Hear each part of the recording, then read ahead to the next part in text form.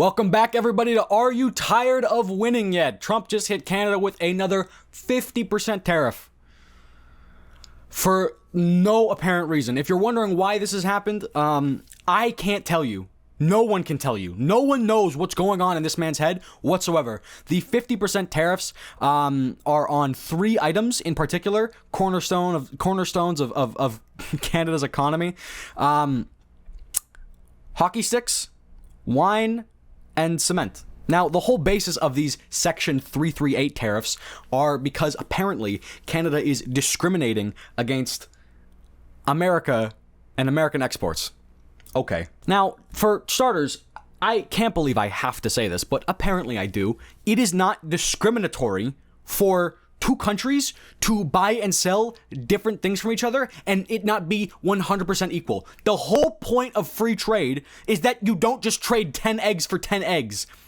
Obviously. But apparently, because we discriminate against America on the basis of, get ready for this, cars, alcohol, and dairy, we now have 50% tariffs on the 3 items I mentioned earlier. It isn't discriminatory for us as a country to not buy these things, just as much as it's not discriminatory of the United States to want to not, completely use our lumber, even though our lumber is better than yours. It just is, undeniably so. Our trees are harder. Sorry, we have more of it. It's not discriminatory for the United States to buy a bunch of milk from their own people and then have a bunch of cheese in everything. It is not discriminatory of the United States to buy a whole bunch of corn from their domestic corn manufacturers. And that's all this is. At the end of the day, protectionism is just like a country helping out its own domestic industry. It doesn't matter if it's controlled supply with milk, where we say, hey, you can only let this amount in, and then after that, we're going to charge you a whole bunch of tariffs. That's the same thing as you guys buying a bunch of your own milk. It effectively does the exact same thing. It's not discriminatory when they do it. It's not discriminatory when we do it. This is the whole point of free trade.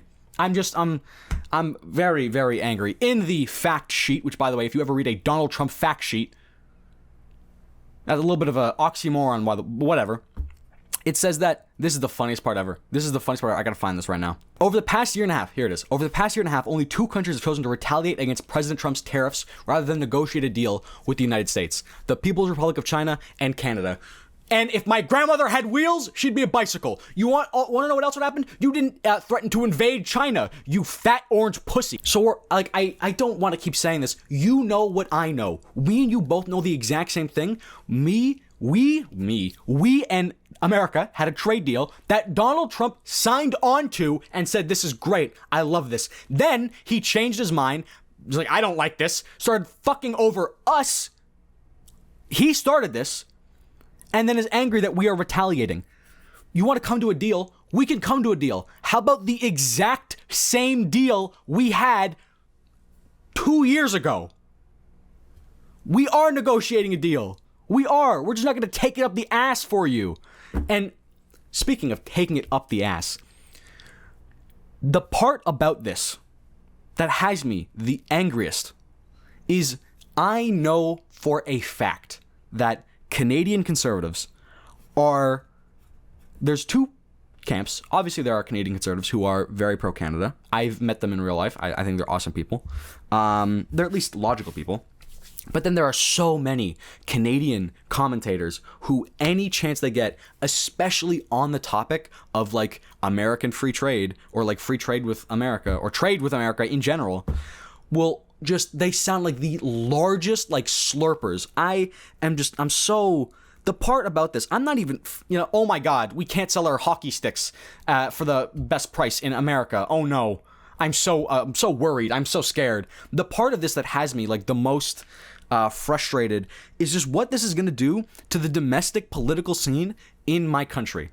I don't want to go through it again. I'm going to have to listen to Wyatt Claypool yap his mouth-breathing ass voice into the YouTube atmosphere when he explains the one tax curve or whatever, where he thinks that if you lower taxes will bring in more revenue. I forgot what that's called. 1 second. The Laffer curve. Oh my god. Dude, the way that this man mentions the Laffer curve, like it has not been disproven time and time again. Anything he says economically is actually just like the most stupid, brain dead thing I've ever heard in my life. I'm gonna have to listen to like Mr. Sunshine Baby go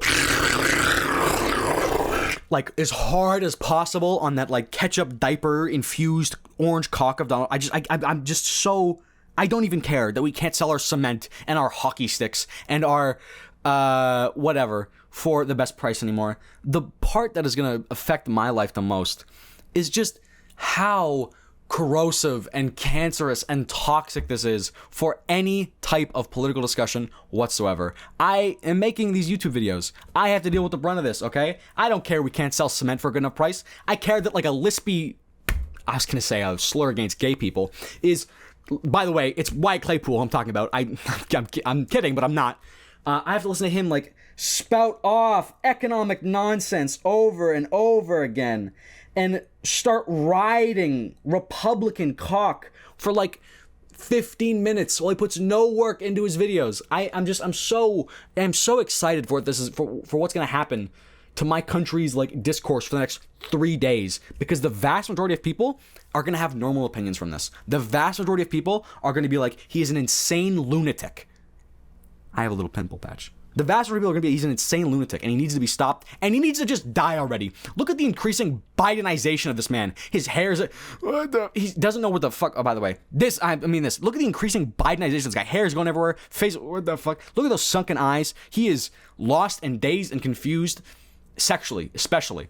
I just, like, just die already. Just die already. I don't know how your body does it. You are 455 pounds of pure little twink fat and Diet Coke and quarter pounders. Just die already. Just croak. Just leave our hemisphere. Leave the earth. Go move on. Go towards the light, okay? The white light, might I add. Go to that, especially. It's just, I'm just done. I don't care anymore. And by the way, as much as I don't care, and as much as I'm saying that like I'm angry about the reaction from conservatives and all this stuff, and I'm angry more about the discourse or whatever.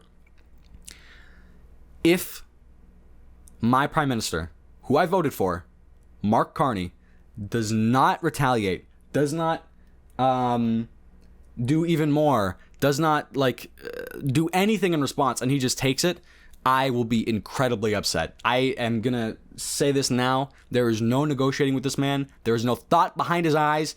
Dude, I'm gonna have to sit through like the worst people ever praise him and say he's a genius while they just repeat like 90 IQ talking points. I'm just so, I can't take it anymore. I really can't take it anymore. I genuinely, just die already, bro. Just croak. Just do it. Just, I love you. Move on, brother. You have been the most transformational president in my lifetime, especially in waist size. Now, but going back into the law, I was yapping there for a second. Going back actually into the law, with Section 338, I got very angry over there. I'm going to calm down. And I was coming on to the end of the video, and I was going to end it, and I realized there's something I wanted to talk about too. With Section 338, I think it was somewhere in this article or whatever, it unfortunately does look like it is going to be more legally justifiable than any other like attempt at like tariffs that Donald Trump has done. Unfortunately, the tariffs are imposed under Section 338 of the U.S. Tariff Act, which gives the president the power to impose a maximum tariff of 50% on imports from countries that are deemed to discriminate against U.S. industry. That's not discrimination, and so that's our best bet at like countering this with like their courts, by the way. Although Section 338 has been on the books for a long time, the White House official, senior official, said it has not been used for this purpose before, which implies the action could face a legal challenge. That senior official, by the way, is a 19-year-old who is unloved and looks slightly inbred, talking about the pure race. That's who it is, by the way, just so we're all on the record. It is the worst person, the smelliest person you've ever seen in your entire life.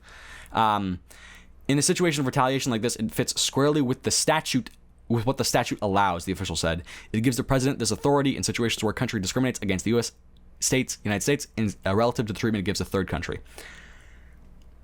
I don't know about that, because if a third country A third country hasn't threatened to invade us. A third country hasn't imposed tariffs that were unlawful on us. You get different treatment than the third country because you act differently than the third country. Oh.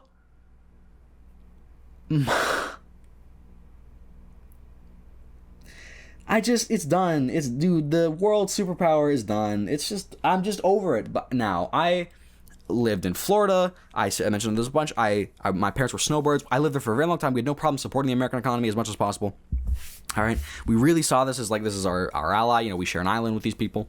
It's, by the way, America's us too. Don't forget that.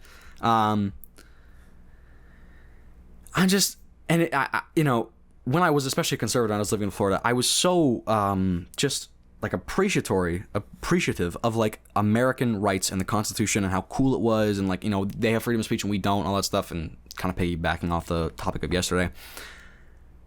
And I've had to watch with sadness as I watch the American experiment slowly disintegrate. The longest actively in use Constitution in world history, not world history, but currently in use. Sorry. But I just don't care anymore. I want you guys to lose. I want you guys to fail. I want your country to fall. And I need your people to face a swift and harsh reality check because you deserve it. You deserve it. I spent a lot of time thinking about what Canada should be and how good I want Canada to be, and I want Canada to be the best country ever. I don't want Canada to be the best country ever. Actually, I really don't think. I think if your country is a superpower, I think that naturally just makes your people more stupid. I don't know how it happens, but I think if your country is just on top for too long, your people just become. I